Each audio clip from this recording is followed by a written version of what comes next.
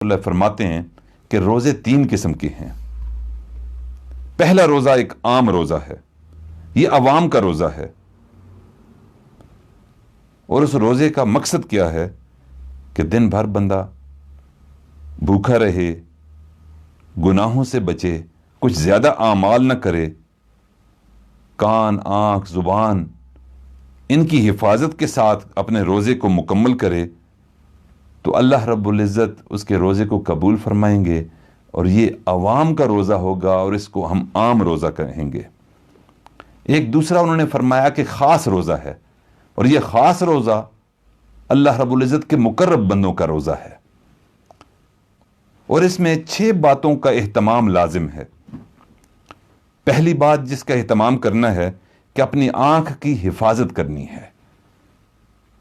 جو اٹھی ہوئی آنکھ ہے اس کو جھکا لینا ہے، بد نظری سے بچنا ہے، بد نگاہی سے بچنا ہے، اور اس نگاہ کو جھکا کر اپنے پورے رمضان کو گزارنا ہے۔ نبی علیہ الصلوۃ والسلام نے ارشاد فرمایا کہ نظر شیطان کے تیروں میں سے ایک زہر سے بھجا ہوا تیر ہے، پس جس نے اللہ تعالیٰ کے خوف سے بد نظری کو ترک کر دیا، اللہ تعالیٰ اس کو ایسا ایمان عطا فرمائیں گے کہ اس کی حلاوت وہ اپنے دل میں محسوس کرے گا۔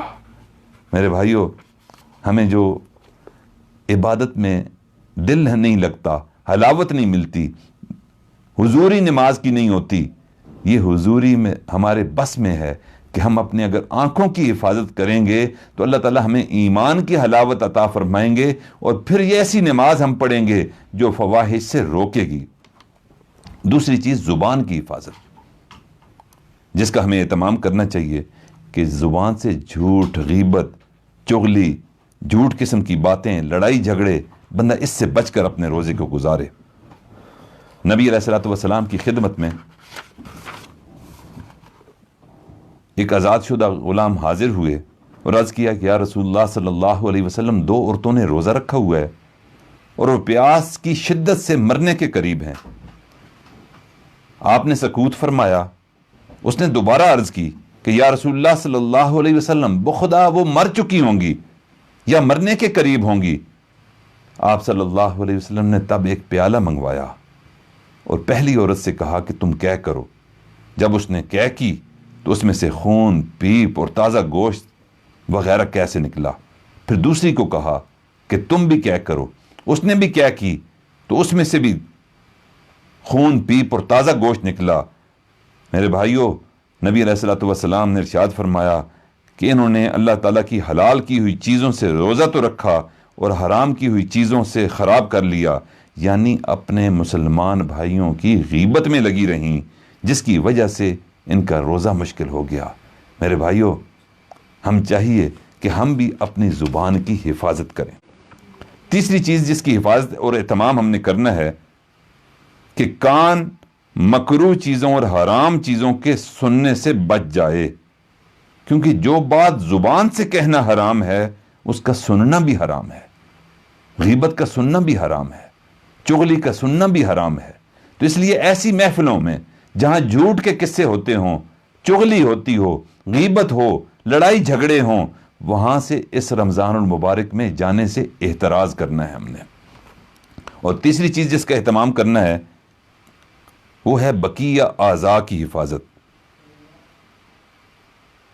کہ ہاتھ اور پاؤں اور دیگر اعضاء کو حرام اور مکروہ کاموں سے محفوظ رکھے، اور افطار کے وقت کوئی مشتبہ چیز اپنے پیٹ میں نہ ڈالے، کیونکہ اس کے کوئی معنی نہیں کہ دن بھر تو حلال سے روزہ رکھا اور شام کو حرام چیز سے روزہ کھول لیا۔ 5ویں چیز اس کا اہتمام ہم نے کرنا ہے کہ افطار کے وقت حلال کھانا اس قدر بھی نہ کھائے کہ ناک تک آ جائے، کیونکہ نبی کریم صلی اللہ علیہ وسلم نے ارشاد فرمایا کہ پیٹ سے بدتر کوئی برتن نہیں جس کو آدمی بھر لے۔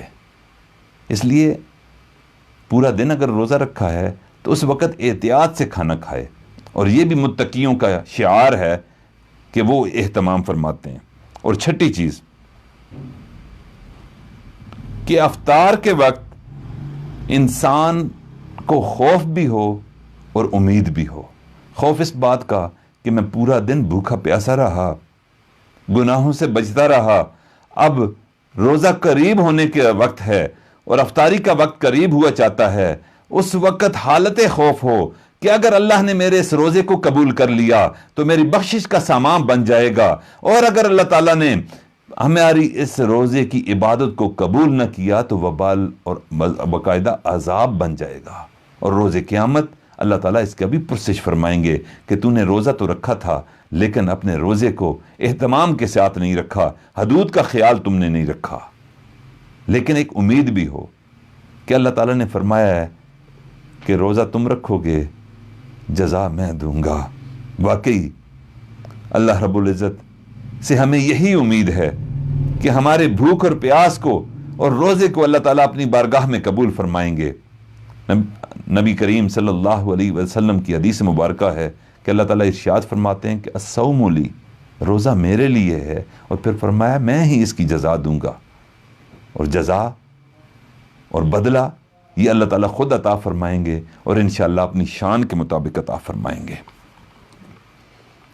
اور تیسری قسم کے جو روزہ دار ہوتے ہیں وہ خاص الخاص ہوتے ہیں۔ وہ خاص الخاص کس لیے ہوتے ہیں؟ کہ وہ دنیاوی تفکرات سے رمضان میں آزاد ہو جاتے ہیں، اپنے اوقات کو صرف اللہ کے لیے مختص کر لیتے ہیں، ما سوی اللہ سے ملاقات اور ان سے گفتگو وہ ختم کر دیا کرتے ہیں۔ ان کا دن روزے کی حالت میں اس طرح مکمل ہوتا ہے کہ کبھی ذکر کر رہے ہیں، کبھی مراقبہ کر رہے ہیں، کبھی تلاوت میں مشغول ہیں، کبھی درود شریف پڑھ رہے ہیں، کبھی استغفار کر رہے ہیں، حتیٰ کہ روزی کا فکر بھی چھوڑ دیا کہ رب پروردگار ہمارا رازق ہے، وہ ہماری روزی کا بندوبست فرمائے گا۔ اس لیے میرے بھائیوں، ہمیں بھی چاہیے کہ اللہ